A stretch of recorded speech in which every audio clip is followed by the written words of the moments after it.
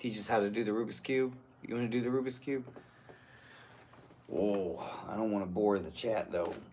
You know, not everyone is equipped with a nice Rubik's Cube. Alright? Alright, but there's only one color, and then there's two colors, and then there's three colors, you see? So there's only three kinds of pieces. The middle, one color. The side, with two colors. And a corner, with three colors. And there's only one of every single piece, you see? There's only one piece that has white, and red, and green. Yeah. And it's like a street. It's like New York City with avenues and streets. Yeah. And this one lives on the green white building. And it goes right there. And there's only one of those. So you know that's where that goes. So it's just about organizing. Right? And you just deliver the mail. Right? You just make sure that everyone's house is in the right place. Right? So white, you see, is this side, because the middle never moves. No matter which way you try to move it, the white in the middle is never going to move. So whatever's in the middle, that's how you know that's White Town. Yeah. And this is Greensburg and Reddington. Right? Ooh. And the Gold Coast. Right? So each one has its own place, right? Now blue is always going to be across from his friend green, because green and blue are cool. Yeah, they're real cool. Right? Then you got orange, which is always going to be across from red, because they're warm. Yeah, they're warm buddies. Right? And then yellow, or gold in this case, but yellow and white, because they're like the light, right? And they're always across from each other. So no matter how you mix it up, they're always going to be across from each other. Does that make sense?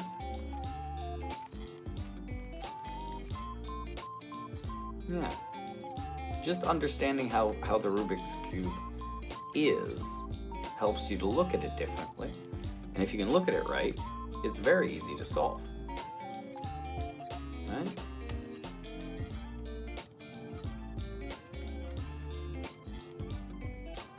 Yeah, it makes sense.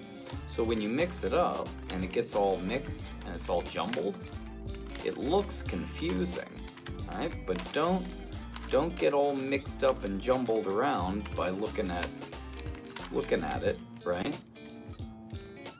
Because it looks all messed up, but it's just all the pieces are just, you know, there's only one of every piece, and every piece has a place.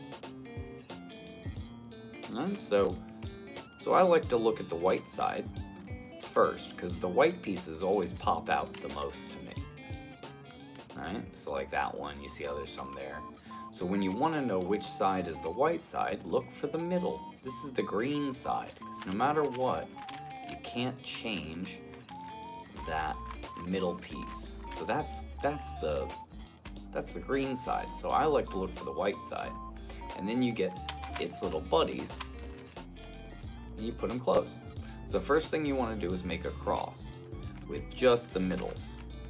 That should be pretty easy to do. And if you play around with it, you should be able to find and put up to make a cross. If you can make that little plus, you should be able to do that all by yourself. You don't need no help. If you can't be able to figure that one out by yourself, and you just keep playing with it till you figure out how it moves to be able to move these, right? Because no matter what, this little two color, this side piece, right? Those are always going to be on the sides. They're never going to be on the corner, and they're never going to be in the middle, so it's easy to see. Make this little plus. Right? And then after that, you're going to put the corner piece in. So I like to put it underneath where it's going to go. You see, this needs to be there. You want this one to be there. Right? But every time you put it up there, it knocks out that piece. Right? So instead, put where it's going to go. Right? So move it out of the way and put where it's going to go where it was, so it can match up right at the right time and go and come back. Does that make sense? So you can find another one, like see this? Here's a nice little corner, right? And he has to go up, right? So you can move the whole top around. You put him underneath where he's gonna go. You see how he's gonna go up there? Right? He goes up there. Whoop, that's where he wants to be. But he can't because it's on this track. So move him out of the way.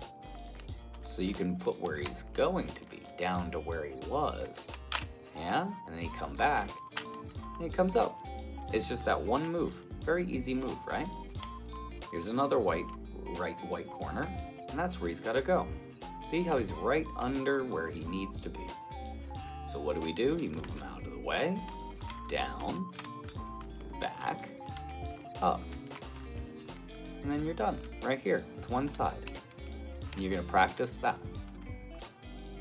It doesn't matter if they're not in the right places yet. Right? It still looks all jumbly over here. But the top is solved, right? So you should be able to do that, and that's a good start. If you can't solve one side, you can't solve the whole thing.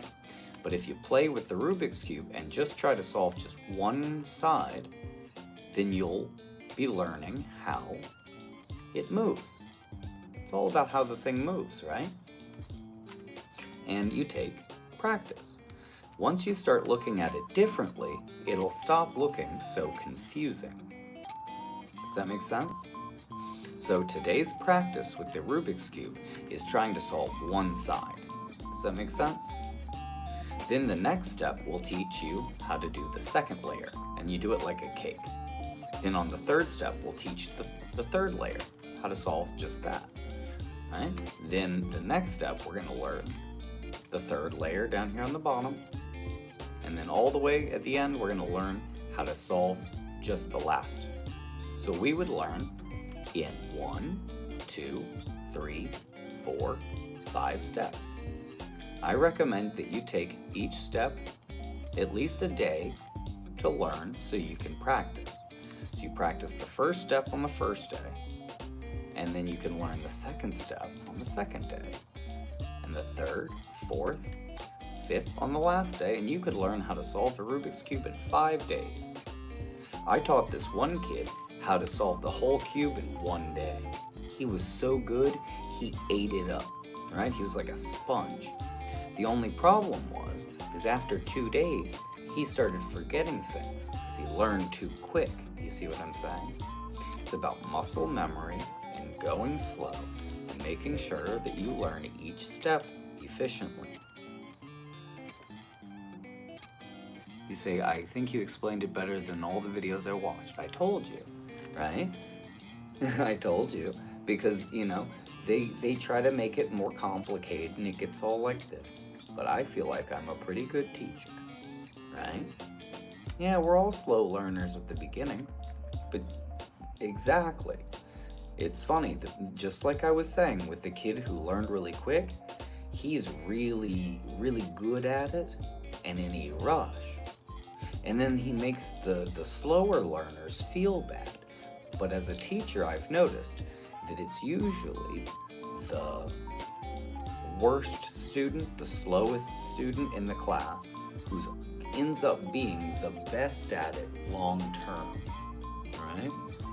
And then whoever's the best at the beginning ends up being the worst long term, because they get that instant satisfaction. Then as it progressively gets harder, they lose interest because they're used to it being easy and coming easy. Whereas it's the person who always had to struggle and try twice as hard just to keep up, they're used to trying and pushing themselves to the limit, right? And then before you know it, when it gets progressively more hard, they get better and better in it, you know?